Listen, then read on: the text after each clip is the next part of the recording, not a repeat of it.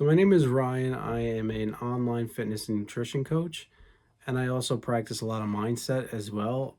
I am making this YouTube channel because I feel like there's so much misinformation out there, and I just want to help people that want to, stay natural, just, not trying to be a bodybuilder, just trying to build up their physique and a nice athletic physique, healthy mentally and physically, and kind of get rid of that information out there that's extreme so that you can start living your actual lifestyle and enjoying it and putting or adding fitness and mindset to it so you can enjoy, the whole process in not overly obsessing over one certain area.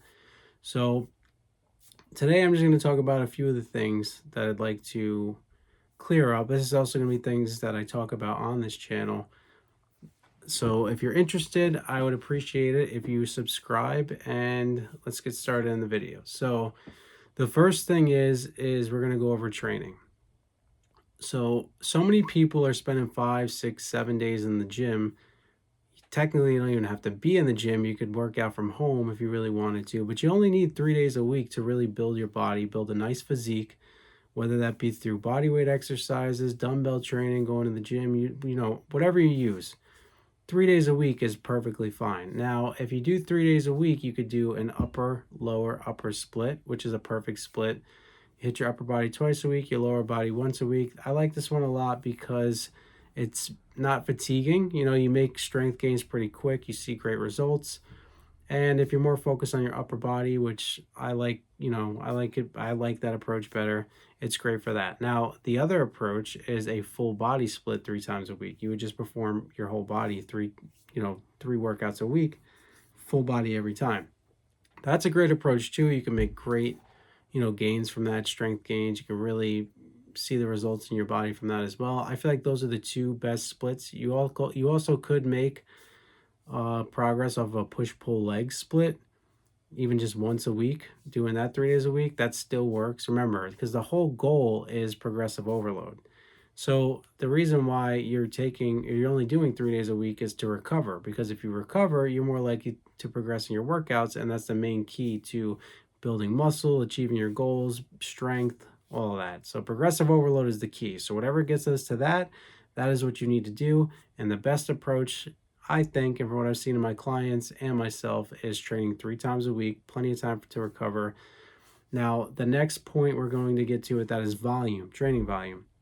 Now, there's a good range here you can play around with, but I would say start at maybe 6 sets a week and cap it at 12. Play within that range until you find what's comfortable for you.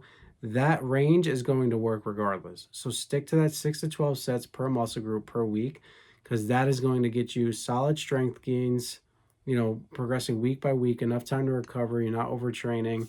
And I feel you will see the best results with that. I always put my clients on the same type of approach. Myself, I only do 8 sets per muscle group per week. Like I said, we're not trying to be a bodybuilder here, but we're trying to build a nice athletic body, be healthy, be strong. This is a good approach to do that, especially if you're not taking anything. This will really get you the results fast. And most of my clients that follow this lower volume approach, they were doing a higher volume approach. And once they got on my approach, their strength gains just skyrocketed. So this is a really good approach.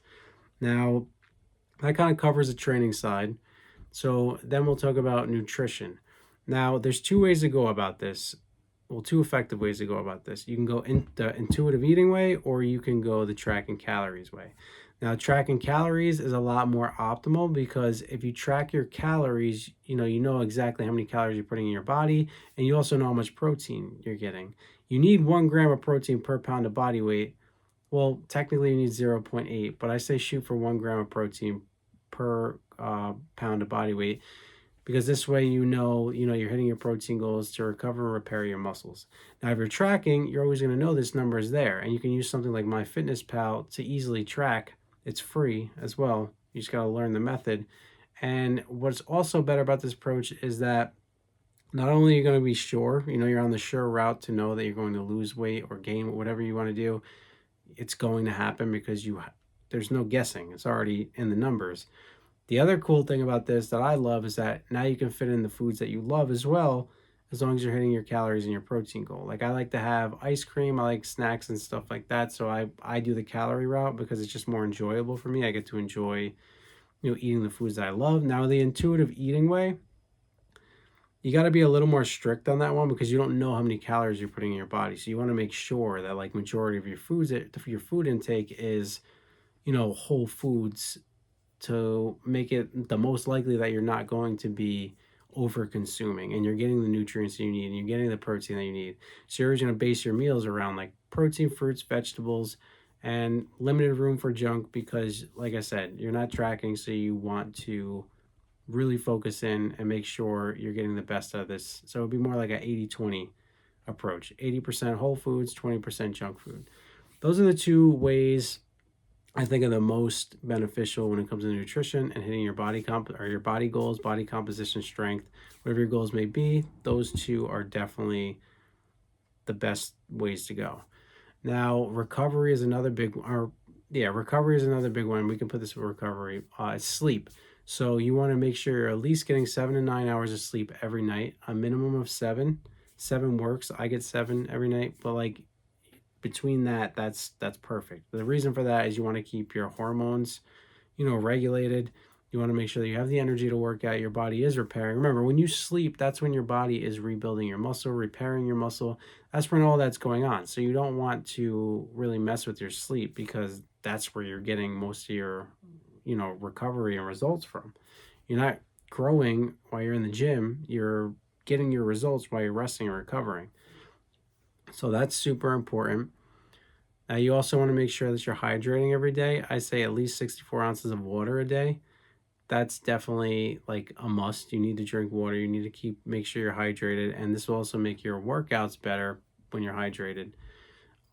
Besides that, I mean, there's also supplements. There's supplements that do work. Supplements are just like a tiny little piece of what, like, you don't need it. You could do everything with just diet, or yeah, like nutrition training, all that. You don't really need the supplements, but if you do want that tiny boost, I feel like there's only a handful of supplements that are even worth it. One would be a multivitamin, just to make sure that you are filling the nutrition gaps. The next one would be creatine. Creatine definitely is a good supplement. It pulls water into your muscles, so it makes you look fuller, and it also gives you a little bit of a strength boost. It's definitely a good supplement. Just make sure you're drinking a lot of water with it. And the only other supplement I would say is really worth it is a electrolyte. So if you take electrolyte before you work out, it seems to give you a little bit more energy. I like to take my first thing in the morning because I feel like it also gives you like mental clarity. But electrolyte is definitely a good one. A lot of the times we're not hydrated just from water alone, so adding an electrolyte definitely helps out. I think I pretty much covered most of it. Like I said, it's my first video, so I'm just kind of like giving you a base of it, but there's a lot more I want to cover down the road. Actually, one thing I did not cover yet is mindset.